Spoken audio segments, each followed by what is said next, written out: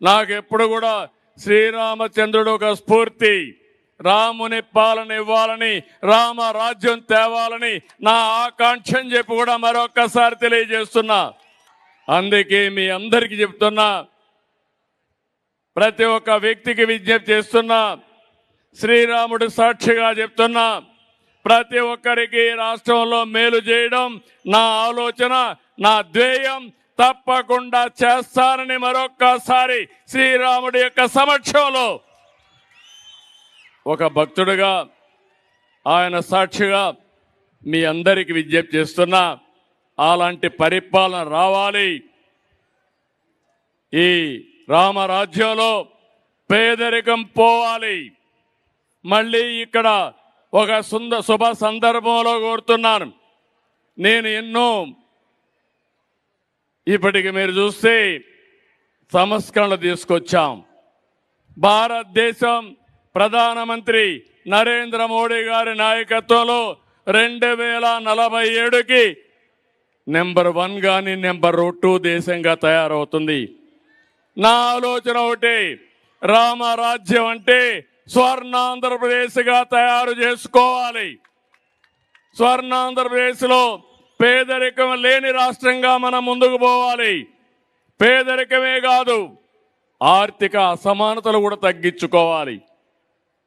ఈరోజు దేవుని దగ్గరకు వచ్చాం, భక్తులందరం సమానమే.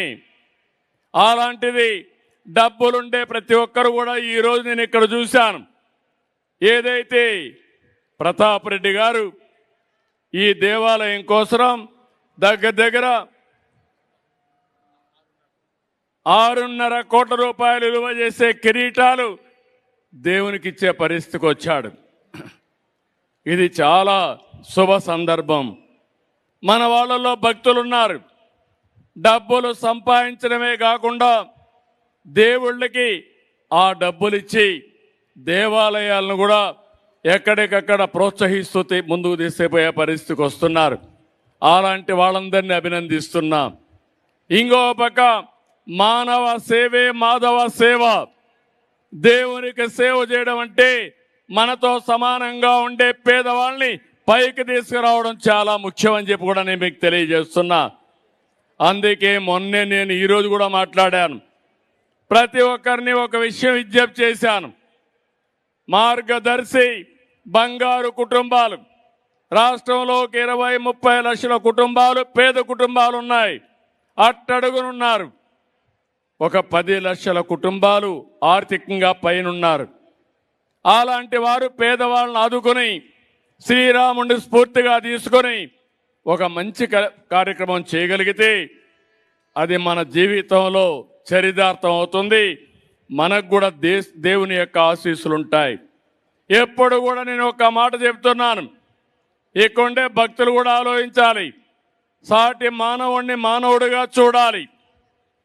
అందరి జీవన ప్రమాణాలు పెరగాలి. అదే రామరాజ్యం, అదే శ్రీరాముడు ఆకాంక్షించినటువంటి రామరాజ్యం అని చెప్పి మీకు తెలియజేస్తూ, అలాంటి శ్రీరామచంద్రుడి ఆలోచన ప్రకారం మళ్ళీ రామరాజ్య స్థాపన కోసం మీ ఆశీస్సులతో ముందుకు పోతామని చెప్పి తెలియజేసుకుంటూ, ఈరోజు ఒక పవిత్రమైన రోజు. మనమందరం కూడా దేవుని ఆశీస్సులు తీసుకున్నాం. అలాంటి సందర్భంలో మన కుటుంబం బాగుండాలని కోరుకోవడమే కాకుండా సాటి మానవుడు కూడా బాగుండాలని కోరుకొని ఆ సంకల్పంతో ముందుకు పోవాలని మరొక్కసారి అందరికీ విజ్ఞప్తి చేస్తూ, అందరికీ నమస్కారాలు. జై శ్రీరామ్. ఏడుకొండలవాడ వెంకటరమణ గోవింద గోవింద. ధన్యవాదాలు. అందరికీ నమస్కారాలు.